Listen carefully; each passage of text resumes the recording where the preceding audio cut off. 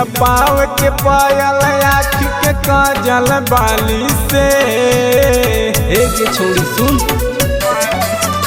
गे छौड़ी न पाव के पायल आँख के काजल बाली से। दिलवा लागल है कौ तोरा ओठ लाली से। दिलवा लागल है कौ तोरा ओठ लाली से। गरिमा रिकॉर्डिंग स्टूडियो मुंबई।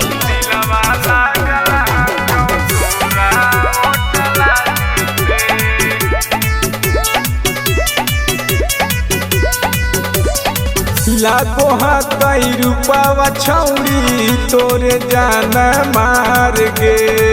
कौना ब्यूटी पार्लर में करवा वही सिंगार गे। गे छौड़ी बताओ गे छौड़ी।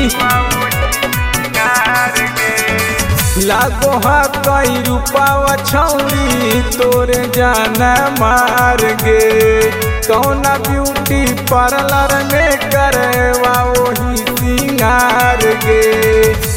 तमन करे कोरा सटलियो तोरा हाली से। मन करे कोरा सटलियो तोरा हाली से। दिलवा लागल है कौ तोरा ओठ लाली से। दिलवा लागल है कौ तोरा ओठ लाली से।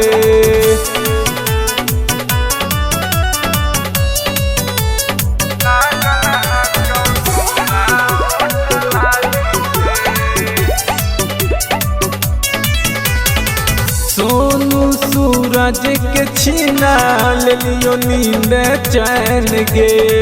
हमारो बनाइले छौड़ी अपना सजन गे।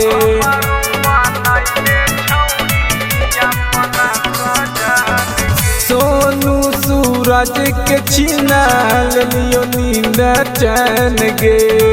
हमारो बनाइले छौड़ी अपना सजन गे। तही लगन में शादी रचैले छौड़ी हाली से। यही लगन में शादी रचैले छौड़ी हाली से। दिलवा लागल है कौ तोरा ओठ लाली से। दिलवा लागल है कौ तोरा ओठ लाली से।